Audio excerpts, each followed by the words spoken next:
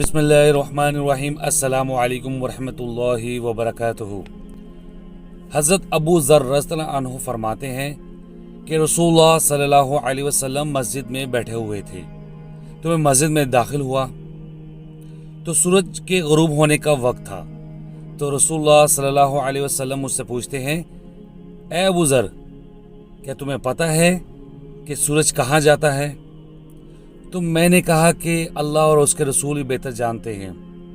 तो आप सल्लल्लाहु अलैहि वसल्लम ने फरमाया, इसकी आखिरी मंजिल अर्श इलाही है, ये वहाँ सजदा रेज हो जाता है और फिर वहाँ से निकलने की इजाज़त मांगता है। फिर एक वक्त आएगा जब इसे कहा जाएगा कि तू जहाँ से आया है वहीं लौट जा, यानी वो मशरिक से तुलू होने की बजाय मगरिब से तुलू होगा।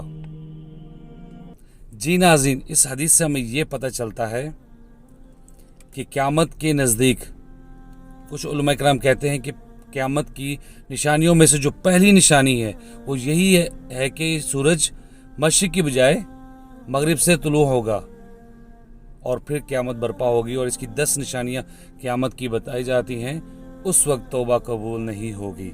तो हमारे पास अभी वक्त है, हम तौबा कर सकते हैं, हम अपने गुनाह बख्शवा सकते हैं, अल्लाह ताला से तौबा इस्तग़फ़ार कर सकते हैं। अल्लाह ताला से दुआ है कि अल्लाह ताला हमें सीधे रास्ते पर चलने की तौफ़ीक़ अता फ़रमाए।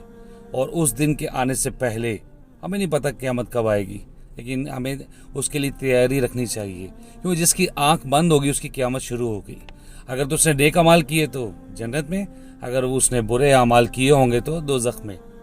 तो क़यामत तो उसकी तसल्ली के लिए उस दिन फ़ैसला किया जाएगा और उसको उसके दाएं हाथ में या बाएं हाथ में उसका अमालनामा दिया जाएगा। लिहाजा आँख बंद होने से पहले कोशिश करें कि हम बुराई से बच जाएं, बुरे कामों से बच जाएं और नेक अमाल करने की कोशिश करें। अल्लाह ताला हम सबको तौफ़ीक़ दे, आमीन। अस्सलामु अलैकुम वरहमतुल्लाहि वबरकातुहू।